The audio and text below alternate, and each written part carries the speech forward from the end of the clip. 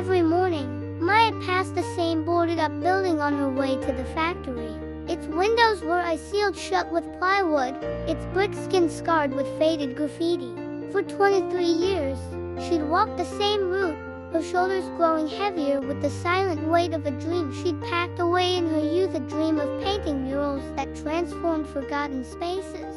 One Wednesday, a gust of wind caught a stray newspaper and slapped it against the building's chain-link fence. The headline read, "City announces neighborhood pulse grant, revive a space, revive a spirit." The deadline was in for weeks. That night, in her small apartment, Maya stood before a blank wall in her living room. Her hands, skilled at assembling tiny watch components at the factory, trembled. They hadn't held a paintbrush in over 2 decades. The voice in her head was a familiar, crushing companion. "Who are you to try? You're a factory worker, not an artist. You're too old, it's too late."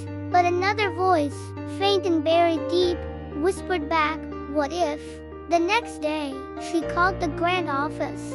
She spent her lunch break sketching on napkins, her fingers remembering shapes long forgotten. She sketched a mural for that boarded-up building, a vibrant tree, its roots burrowing deep into the foundation and its branches exploding upwards, each leaf holding a portrait of a neighbor from the block. The work was terrifying. She had to learn digital submission formats. She had to write a project narrative. She made mistakes, sent the wrong file, misspelled words in her proposal. Every step felt like wading through cement. The voice of doubt shouted, "See, you don't belong here." One evening, exhausted, she showed her rough sketches to Mr. Lee, the elderly owner of the corner grocery. He adjusted his glasses and studied them. "This one," he said, pointing to a leaf with a woman's face. "She looks like Mrs. Gable, who used to run the flower shop. She loved roses." He pointed to another. "This spirit looks like old Charlie, who always whistled on his porch." A spark flickered in Maya's chest. This wasn't just her dream. It was a dream for the street, for the memories pressed into its pavement.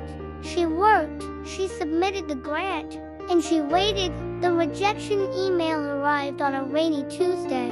The grant committee appreciated her community-focused vision, but had selected projects with more demonstrated experience and a clearer logistical plan.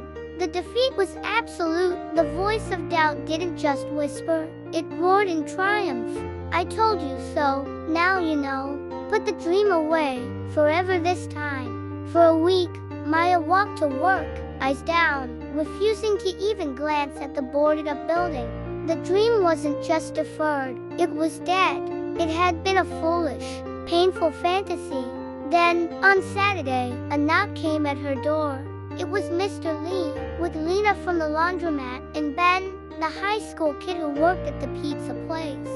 "We heard about the grant," Mr. Lee said, not unkindly. Maya's face flushed with shame. "I failed, it's over." "No," said Lena, her hands on her hips. "The city's plan is over. Our plan is just starting. Ben here is a wizard on that TikTok. He's made a video about your mural idea.